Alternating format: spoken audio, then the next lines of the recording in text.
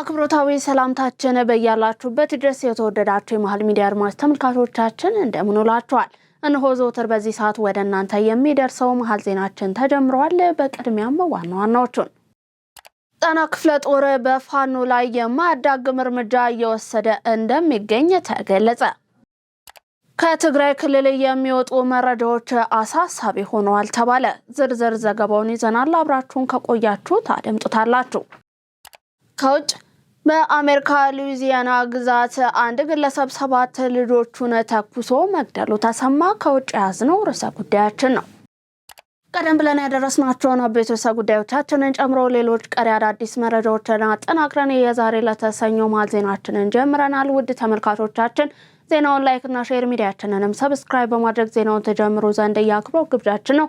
ከመሸጋገሪያ በኋላ ስንመለስ ወደ ዝርዝር ዘገባው እናልፋለን። 35% እውነተኛ ቅናሽ ለ15 ውድ የመሃል ሚዲያ ቤተሰቦች ብቻ ከዲኤምሲ ሪል ስቴት በነፋሻማው አለቡ መብራት ኃይል በላፍቶ ፓርክና በቻድ ኤምባሲ በተከበበው ኮምፓውንድ መንደራችን ውስጥ ከስቱዲዮ እስከ ባለ 4 መኝታ አፓርትመንቶችን እንዲሁም ፓኖራሚክ ቪው ማለትም በአራቱም አቅጣጫ ውብ የተፈጥሮ እይታና የከተማ እይታ ያላቸውን ፔንታውሶችን ጨምሮ በእያንዳንዱ ቤቶች ላይ እስከ 3.5 ሚሊዮን ብር የሚደርስ ቅናሽ አድርገናል። እንዲሁም 60% ከወለድ ነፃ የባንክ ብድር ቤቱን ከተረከቡ በኋላ እየኖሩበት አለያም እያከራዩት የሚከፍሉበትን እድል አመቻችተናል። በተጨማሪም አንድ ቤት ለገዛ አንድ ቤት በነፃ የሚያገኙበትን እድልና ሙሉ የቤት ዕቃም በነፃ ያገኛሉ። ምን ይሄ ብቻ! በአማራው ዘመናዊ መንደራችን ውስጥ የመዋኛ ገንዳ፣ የልጆች መጫወቻ፣ የስፖርት ማዘውተሪያ፣ ጂምና ቤተ መጻሕፍት፣ ፓርኪንግና ኤሌክትሪክ ቻርጅ መሙያ መሳሪያን ጨምሮ ሁሉን አቀፍ መዝናኛ ሟልተን ዓለም አቀፍ ስታንዳርድ ጥራት ያላቸውን ቤቶች በ5% ቅድመ ክፍያ ብቻ የግሎ ያድርጉ። ለበለጠ መረጃ በ0907 888883 አለያም በ0995 757554 ላይ ይደውሉ። ተመልሰናል። ውድ ተመልካቾቻችን በቀዳሚነት ወደ ያዝነው መረጃችን አለፍ። ጣና ክፍለ ጦር በፋኖ ላይ የማያዳግም እርምጃ እየወሰደ እንደሚገኝ ተገለጸ። በማዕከላዊ እዝ የህዳሴ ኮር ክፍለ ጦር በተሰማሩበት የኦሮሚያና የአማራ ክልል አዋሳኝ በሆነው ምስራቅ ወለጋ የግዳጅ ቀጠና ባካሄደው ተከታታይነት ያለው አሰሳና ስምሪት ራሱን ፋኖ እያለ የሚጠራውን የጥፋት ቡድን ተከታትሎ በመምታት አኩሪ ገድል እየፈጸመ እንደሚገኙ የጣና ክፍለ ጦር ዋና አዛዥ የሆኑት ኮሎኔል ታደሰ እንዳለው ገልጸዋል። ክፍለ ጦሩ በኦሮሚያ ክልል አዋሳኝ በሆነው አገር ጉትን ወረዳ ውስጥ ጠላት ይንቀሳቀስባቸዋል በተባሉ ቦታዎች ስምሪት በማካሄድ በርካታ የጥፋት ቡድኑን እንዲሁም ተላላኪን በመደምሰስ አካባቢዎቹን ማጽዳት እንደተቻለ ነው የተገለጸው። የዘመቻ ስምሪት ኃላፊው ሻምበል ደሞዝ በለጠ በበኩሉ ጠላት ሰሞኑን በተወሰደበት የማያዳግም እርምጃ ከነትጥቁ እጅ እየሰጠና ተስፋ እየቆረጠ እንዳለ ገልጸው የተጀመረው ስምሪትም ተጠናክሮ እየቀጠለ እንደሚገኝ ተናግረዋል። እስካሁን በተደረጉ ስምሪቶች ሰላም የናፈቀው ህዝባችን የጠላትን መደበቂያ ቦታዎችን መርቶ በማሳየትም ሆነ ሰራዊታችን በሚያደርጋቸው ጠንካራ እንቅስቃሴዎች ሞራል በመሆኑ ለድሉ መገኘት አይነተኛ ሚናን ተጫውቷል፣ ተጠናክሮም ይቀጥላል ብለዋል። ከትግራይ ክልል የሚወጡ መረጃዎች አሳሳቢ ሆነዋል ተባለ። የትግራይ ወጣቶች፣ ነጋዴዎች እንዲሁም ባለ ሀብቶች ክልሉን ጎርፍ ሆነው ለቀው እየወጡ ሲሆን ጦርነቱን በሚመራው በማዕከላዊ ኮማንድ ፖስት ትዕዛዝ እንዳይወጡ መከልከላቸው ተሰምቷል።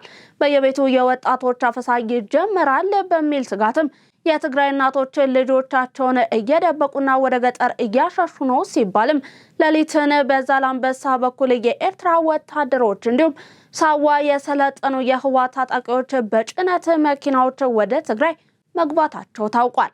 ጦርነቱን የሚመራው ማዕከላዊ ኮማንድ ፖስቱ በትግራይ ክልል የሚገኙ ሚዲያዎችን፣ ባንኮችን እንዲሁም ኤርፖርቶችን ለመቆጣጠር ትዕዛዝ አስተላልፏል ተብሏል። ማንኛውም የትግራይ ታጣቂም ሆነ የታጣቂው አዛዦች ትግራይን ለቀው መውጣት እንደማይችሉ ትዕዛዝ የተሰጠ ሲሆን ማዕከላዊ ኮማንድ ፖስቱ ወደ ጀነራል ታደሰ ወረደ የሃይማኖት አባቶችን እንዲሁም የሀገር ሽማግሌዎችን በመላክና ስልጣኑን በገዛ ፈቃዱ እንዲለቀቀ በይፋ ወጥቶ እንዲናገር ለማግባባት እየሞከሩ ስለመሆኑም ነው የተገለጸው።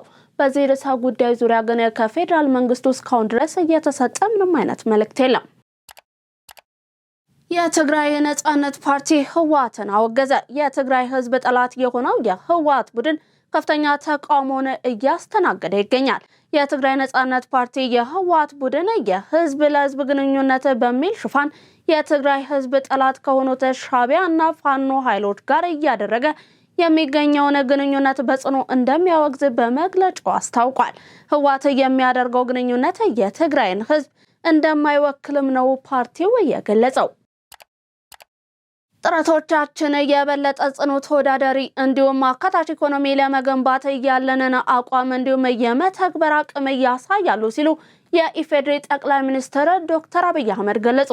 ዝርዝር ዘገባው እንደሚከተለው ተጠናቅሯል። ጠቅላይ ሚኒስትሩ በማህበራዊ ትስስር ገጻቸው ባስተላለፉት መልእክት የስራ ዘመኑን ሶስተኛ የ100 ቀናት የመንግስት ስራ አፈጻጸም ከ9 ወራት አጠቃላይ አፈጻጸም ጎን ለጎን መገምገም ጀምረናል ብለዋል። ለእድገት አመቺ ካልነበረው እንዲሁም በደካማ የተቋማት እንዲሁም የፖለቲካ ማዕቀፍ በታጠረ የግል ዘርፍ ተሳታፊ እንዲሁም ውጤታማ ባልነበረ የቁጥጥር ከባቢ ከሚገለጠው የኢኮኖሚ መልክ ወጥተናል ሲሉም ገልጸዋል። የግሉ ዘርፍ ደካማ ውድድር ውስጥ ነበር ሲሉም አውስተዋል። በመንግስት ስር የነበሩ በርከት ያለ ቁጥር ያላቸው የንግድ ተቋማትም ከፍ ባለ የዕዳ ሸክም ተዘፍቀው ከአቅም በታች ሲንቀሳቀሱ እንደነበር ይታወቃል ነው ያሉት ጠቅላይ ሚኒስትሩ። ምርታማነት አሽቆልቁሎ ኢኮኖሚውም ለአየር ንብረት ለውጥ በከፍተኛ ደረጃ ተጋላጭ የነበረውን ነባራዊ ሁኔታ ምላሽ በሚሰጥ አዲስ ገቢር ነበብ የፖለቲካ ኢኮኖሚ መንገድ ቀይሰናል ሲሉም አስታውቀዋል። የቀየስነው አዲሱ የኢኮኖሚ አካሄድ በአጭር ጊዜ ትግበራ ጠንካራ ባለ ሁለት አሃዝ የእድገት ሂደትን አስመዝግቧል ብለዋል በመልእክታቸው። በአሁኑ ወቅት ኢኮኖሚያችን በ9.2 በመቶ እያደገ ይገኛል ያሉት ጠቅላይ ሚኒስትር ዶክተር አብይ አህመድ ይህ እድገትም በመጪው ዓመት ወደ 10.2 በመቶ እድገት እንደሚያሳይም እንጠብቃለን ሲሉ አመልክተዋል። በየዘርፉም የታቀዱ ግቦችን ለማካተት ከፍ ባለ ትጋት ቀጥለን በግብርና 7.9 በመቶ፣ በኢንዱስትሪ 13.2 በመቶ፣ በአገልግሎት 9.3 በመቶ እድገቶች ሳይቆራረጡ የሚከናወኑ ይሆናል በማለት ገልጸዋል። እነዚህ ጥረቶች የበለጠ ጽኑ ተወዳዳሪ እንዲሁም አካታች ኢኮኖሚ ለመገንባት ያለንን አቋም እንዲሁም የመተግበር አቅምን ያሳያሉ ነው ያሉት ጠቅላይ ሚኒስትር ዶክተር አብይ አህመድ። አሜሪካ ለኢትዮጵያ ኢኮኖሚ ትራንስፎርሜሽን የምታደርገውን ድጋፍ እንደምትቀጥል አስታወቀች። በገንዘብ ሚኒስትር አህመድ ሽዴ የተመራው ከፍተኛ የልዑካን ቡድን በዋሽንግተን ዲሲ ከተካሄደው የዓለም ባንክ እንዲሁም የአይኤምኤፍ የጸደይ ወቅት ስብሰባ ጎን ለጎን ከከፍተኛ የአሜሪካ የግምጃ ቤት መስሪያ ቤት ባለስልጣናት ጋር በኢኮኖሚያዊ ትብብር ዙሪያ ተወያይተዋል። ውይይቱ በዋነኛነት ያተኮረው የንግድ እንዲሁም ኢንቨስትመንት ግንኙነቶችን በማሳደግ ላይ ሲሆንም በተለይም እንደ አዲሱ የቢሾፍቱ ዓለም አቀፍ አውሮፕላን ማረፊያ ግንባታ ያሉ ስትራቴጂካዊ የኢንቨስትመንት እድሎች ላይ ሰፊ ምክክር ተደርጓል። የአሜሪካ ባለስልጣናት ኢትዮጵያ እያከናወነች ያለችውን የኢኮኖሚ ሪፎርም አበረታች ሂደትንም አድንቀዋል።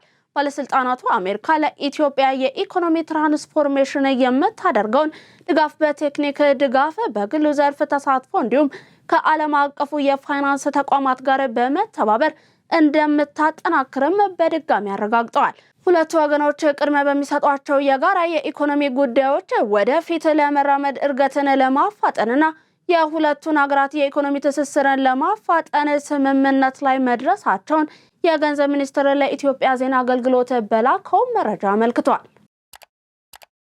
ኢትዮጵያና እንግሊዝ በልማት እንዲሁም በኢንቨስትመንት ያላቸውን ግንኙነት ለማጠናከር ተስማሙ። በዋሽንግተን ዲሲ ሲካሄድ ከቆየው የዓለም አቀፉ የገንዘብ ድርጅት አይኤምኤፍ እንዲሁም የዓለም ባንክ ዓመታዊ የጸደይ ወቅት ስብሰባ ጎን ለጎን የገንዘብ ሚኒስትር አህመድ ሽዴ ከእንግሊዙ ዓለም አቀፍ ልማት ሚኒስትር ባሮኔስ ቻግማ ጋር ተወያይተዋል። በውይይታቸውም በሁለቱ ሀገራት መካከል ያለውን የልማት የንግድ እንዲሁም የኢንቨስትመንት ትብብርና አጋርነት ለማጠናከርም ተስማምተዋል። አቶ አህመድ ሽዴ በኢትዮጵያ ያለውን ጠንካራ የኢኮኖሚ ሪፎርም ሂደትና የተገኙ ስኬቶችን በተመለከተ ገለጻን አድርገዋል። ኢትዮጵያ ከእንግሊዝ ጋር ያላትን ጠንካራ አጋርነት ያነሱት ሚኒስትሩ የእንግሊዝ መንግስት የሚያደርገውን ድጋፍ እንደሚያጠናክርም ጠቅሰዋል። ባሮኒስ ቻፕማን በበኩላቸው ኢትዮጵያ ያካሄደችው ያለችውን የለውጥ ስራ በማድነቅ የእንግሊዝ መንግስት የልማት አጋርነቱን ለማጠናከር ቁርጠኛ መሆኑን ገልጸዋል። ሚኒስትሩ አያይዘውም ኢትዮጵያ በአፍሪካ ቀንድ ሰላምና መረጋጋት ዙሪያ ያላትን ቁልፍ ሚናም አንስተዋል። ሁለቱ ወገኖች በውይይታቸው የሀገራቱን አጋርነት ከማስፋት ባለፈ በንግድ በልማትና በኢንቨስትመንት እንዲሁም በኢኮኖሚ ትብብራቸውን ለማጠናከር ተስማምተዋል። የኢትዮጵያ ዘመናዊ የስፖርት መሰረተ ልማቶች ለቀሪዎቹ አፍሪካ ሀገራት ትልቅ ተምሳሌት ያለው በመሆኑ ተሞክሮን ሊቀስሙ ይገባል ሲሉ የተለያዩ የአፍሪካ ሀገራት አትሌቶች ገለጹ። በአዲስ አበባ ለመጀመሪያ ጊዜ በተካሄደው የ2026 ዓለም አቀፉ የአንድ ቀን የግራንድ ፕሪክስ ውድድር ላይ የተሳተፉት ስመጥር አትሌቶች በከተማው የተገነቡ ግዙፍ የልማት ፕሮጀክቶችን ጎብኝተዋል። ተጨማሪ አለን። አትሌቶቹ የአድዋ ድል መታሰቢያን፣ የአዲስ ስፖርት ፓርክን እንዲሁም የወንዝ ዳርቻ ልማትን ተዘዋውረው የተመለከቱ ሲሆን በተገነቡት መሰረተ ልማቶችም ጥራትና ውበት መደነቃቸውን ገልጸዋል። በተለይም ኢትዮጵያ ለአፍሪካ የነጻነት ተምሳሌት መሆኗን ያስታወሱት አትሌቶቹ በታሪካዊቷ ከተማ አዲስ አበባ በመገኘታቸው ላቅ ያለ ኩራት እንደተሰማቸው በአጽንኦት ገልጸዋል። የዚምባብዌ አትሌት አሽሊ ቴናሺ ሚለር የታላላቅ አትሌቶች መፍለቂያ በሆነችው ኢትዮጵያ መንግስት ለስፖርቱ ዘርፍ እየሰጠው ትኩረት እጅግ የሚያስደስት እንዲሁም ለሌሎች ሀገራት ትልቅ ትምህርት የሚሰጥ መሆኑን ተናግራለች። የቦትስዋና አትሌት ሌትጎኖሎ ሞክቲክ የስፖርት ማዘውተሪያዎቹ ዘመናዊ የተሟላ ግብዓት ያላቸው መሆናቸው ቀልቡን እንደሳበው በመግለጽ እንዲህ ያሉ መሰረተ ልማቶች የአፍሪካ አትሌቶች በዓለም አቀፍ መድረክ ተወዳዳሪነታቸውን ለማሳደግ ወሳኝ እንደሆነ ተናግሯል። የሴኔጋሉ አትሌት ሩጊስ ሆ በኢትዮጵያ የታዩት የስፖርት መሰረተ ልማቶች ዘመናዊና አቅምን የሚያሳድጉ በመሆናቸው ለሌሎች የአፍሪካ ሀገራት በሞዴልነት ሊወሰዱ እንደሚችሉ አስረድታለች። የኬንያው አትሌት ፖሊን ሙርጋ እንዲህ ያሉ ድንቅ የስፖርት ማዘውተሪያዎች በየስፍራው ሊገነቡ እንደሚገባ አመልክታም በዚህም የሀገርን ገጽታ በስፖርት መገንባት እንደሚቻል ገልጻለች። በአጠቃላይ አትሌቶቹ በከተማ ልማትና በስፖርት መሰረተ ልማት ረገድ ኢትዮጵያ እያሳየች ያለችውን ፈጣን ለውጥ ለቀጣይ የአፍሪካ ትውልድ ትልቅ ተስፋ የሚሰጥ መሆኑን ጠቁመዋል። በተለይም በአዲስ ስፖርት ፓርክ ውስጥ ሐውልት የቆመላቸው ታዋቂ አትሌቶች በመመልከት ወጣት ትውልድ እኔስ መቼ ነው የሀገሬን ስም በዓለም አደባባይ የማስጠራው የሚል በጎ የቁጭት ስሜት እንዲያድርበትና የሚያደርግ መሆኑን አትሌቶቹ ተናግረዋል። ኢትዮጵያ በግብርናው ዘርፍ ያስመዘገበችው ውጤት ለሌሎች የአፍሪካ ሀገራት ትልቅ አርአያ የሚሆን መሆኑን የቀድሞ የኢፌዴሪ ጠቅላይ ሚኒስትርና የአፍሪካ አረንጓዴ አብዮት ጥምረት የቦርድ ሊቀመንበር አቶ ኃይለማርያም ደሳለኝ ገለጹ። የአፍሪካ አረንጓዴ አብዮት ጥምረት የ20ኛ ዓመት የምስረታ በዓሉን በማስመልከት በተካሄደው ውድድር ላይ አቶ ኃይለማርያም ደሳለኝ እንደገለጹት የአፍሪካ አረንጓዴ አብዮት ጥምረት ላለፉት 2 አስርት ዓመታት በአፍሪካ ያለውን የግብርና ምርታማነትን ለማሳደግ በርካታ ስራዎች ተሰርተዋል። ከግብርና ጋር የተያዙ የገበያ ዕድሎችን በማመቻቸት ረገድ ውጤት እያስመዘገበ መሆኑም ነው የተገለጸው። በቀጣይም ጥምረቱ ግብዓትን ምርታማነትን ከገበያን ደግሞ ከገቢ ጋር የሚያገናኝ ጠንካራ ሰንሰለት ለመፍጠር የሚሰራ መሆኑንም አንስተዋል። በኢትዮጵያ የግብርና ምርታማነት በአማካይ በሄክታር 40 ኩንታል መድረሱን እንዲሁም አርሶ አደሮች ምርቶቻቸውን ከራስ ፍጆታ ባለፈ ለገበያ በማቅረብ ተጠቃሚ የሆኑ መምጣቱን ጠቁመው ይህም ለሌሎች የአፍሪካ ሀገራት በአርአያነት የሚጠቀስ መሆኑን ተናግረዋል። በመሆኑም ግብርና ተከታታይነት ያለውና የረጅም ጊዜ ኢንቨስትመንትን የሚጠይቅ ዘርፍ በመሆኑ አፍሪካ ያላትን እውቀትና አቅም በመጠቀም በአንድነት በመወሰንና መተግበር እንደሚያስፈልግም ገልጸዋል። የተወደዳችሁ የመሃል ሚዲያ አድማጭ ተመልካቾቻችን እየተመለከታችሁ የምትገኙት ለዛሬ ለተሰኞ ወደ እናንተ እንዲደርሱ ያጠናቀርናቸውን የቀን መሃል ዜናችንን ነው። አሁን ደግሞ ከባህር ማዶ ያዝናቸው እናልፋለን። አስደሳች ዜና ለዩቲዩበሮችና ለቲክቶክ ላይቭ ስትሪመሮች እንዲሁም ለፖድካስት አዘጋጆች የዩቲዩብ ቻናል ወይም ቲክቶክ ለመጀመር አስበው ምቹ ስፍራና ዘመናዊ ማቴሪያል ማግኘት ጭንቅ ሆኖቦታል? እንግዲያውስ መሃል ሚዲያ ስቱዲዮ ያለምንም ራስ ምታት ሀሳቡን ለዓለም የሚያካፍሉበትን የተሟላ መፍትሄ ይዞሎት መጥቷል። ባለን ዘመናዊ ስቱዲዮና የሰለጠኑ ባለሙያዎች ጭንቀቱን እናራግፋለን። ካሜራ፣ መብራት፣ ማይክሮፎን እንዲሁም ኤዲቲንግ አስጨንቆታል? ቀረጻውን፣ ማራኪውን የቪዲዮ ሽፋን ወይም ታምኔል እንዲሁም የድምጽ ማስተካከያ እኛ በከፍተኛ ጥራት ሰርተን ዝግጁ እናደርግሎታለን። እርስዎ ሐሳቡን ብቻ ያካፍሉ። ለድርጅቶ፣ ለጥናቶ ወይም ለቢዝነሶ ጥልቅ መረጃዎችን ወደ ማራኪ ቪዲዮ ትንታኔ መቀየር ይፈልጋሉ? የተወሳሰቡ መረጃዎችን በሚገባ ተንትነን በግራፊክስ አዋስተን ፕሮፌሽናል አጭር ዶክመንተሪ እናዘጋጅሎታለን። ዘመናዊ ካሜራዎች፣ ማይኮችና ድምጽ በማያስተጋባ ሳውንድ ፕሩፍ በሆነው ምቹ ስቱዲዮአችን በሰዓት ተከራይተው ምርጥ ስራ ይስሩ። ለግማሽ ቀን ወይም ለረጅም ሰዓት ለሚከራዩ ልዩ ቅናሽ እናደርጋለን። መሃል ሚዲያ ስቱዲዮ ለምን ይመርጣሉ? ጊዜውን ይቆጥባሉ? ምንም አይነት የዕቃ ግዢ ወጪ አይጠበቅቦትም። ከፍተኛ የምስልና የድምጽ ጥራት ያገኛሉ።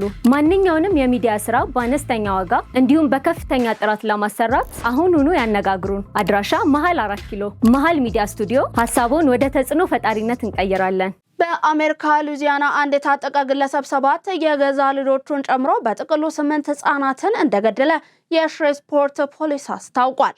የአካባቢው ፖሊስ መምሪያ ቃል አቀባይ ክሪስ ቦርድሎን እንደገለጹት ጥቃቱ የተፈጸመው በሽሬስፖርት በሚገኝ 2 ቤቶች ላይ ሲሆንም ልጆቹ ከ3 እስከ 11 ዓመት ዕድሜ ላይ እንደሚገኙም ገልጸዋል። ጥቃቱን ያደረሰው ግለሰብ የ31 ዓመቱ ሻማሬል ኬስ ሲሆን ፖሊስ ባደረገው ክትትል ተተኩሶበት ህይወቱ ወዲያውኑ ማለፉ ተገልጿል።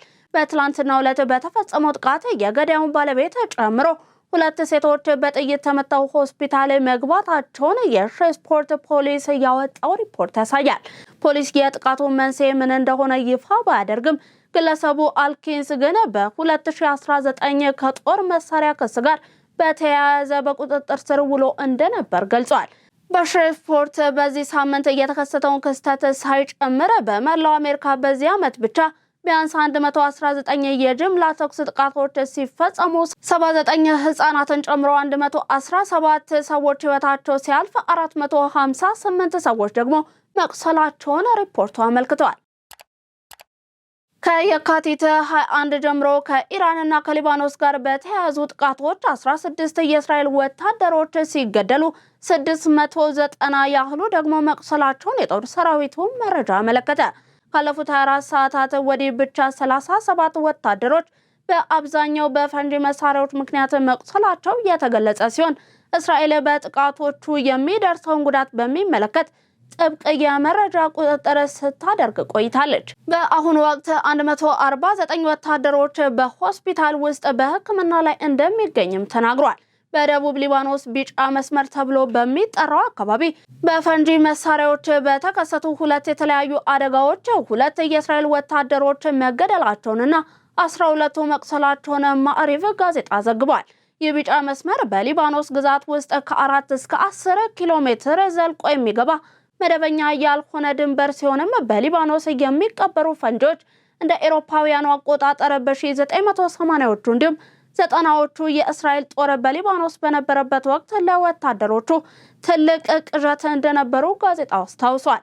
አሁን ያለው ግጭት ተባብሶ የቀጠለው ከአሜሪካና እስራኤል ጥምር ወታደራዊ ዘመቻ በኋላ ሲሆን ኢራን እንዲሁም ሄዝቦላ ሚሳኤሎችን፣ ድሮኖችን በመጠቀም የእስራኤልን ይዞታዎች እንዲሁም በአካባቢው የሚገኙ የአሜሪካ የጦር ሰፈሮችን ኢላማ በማድረግ ምላሽን ሰጥተዋል። ምንም እንኳን በዋሽንግተን እንዲሁም በቴህራን መካከል ከሚያዝያ 1 ቀን ጀምሮ ለ2 ሳምንታት የሚቆይ ተኩስ አቁም ስምምነት ቢደረግም እንኳን ጦርነቱ በዘላቂነት ለማቆም እስካሁን ድረስ የመጨረሻው ስምምነት ላይ አልተደረሰም። የተወደዳችሁ የመሃል ሚዲያ አድማጭ ተመልካቾቻችን ለዛሬ ለተሰኘው ወደ እናንተ እንዲደርሱ ያጠናቀርናቸውን የቀን መረጃዎቻችንን አበቃን። ምርጫችሁን አድርጋችሁ ስትመለከቱን ስለነበር እጅግ አድርገን እናመሰግናለን። ዜናውን ላይክና ሼር ሚዲያችንንም ሰብስክራይብ በማድረግ ቤተሰብነታችሁን ታጠነክሩ ዘንድ ያክብሮ ግብዣችን ነው። ከዩቲዩብ ባለፈ በቲክቶክ፣ በፌስቡክ እንዲሁም በቴሌግራም ገጾቻችን ተጨማሪ ይዘቶቻችንን መመልከት ትችላላችሁ። በኔ ቦታ በቃው። ሰናይ ቀን ተመኘን።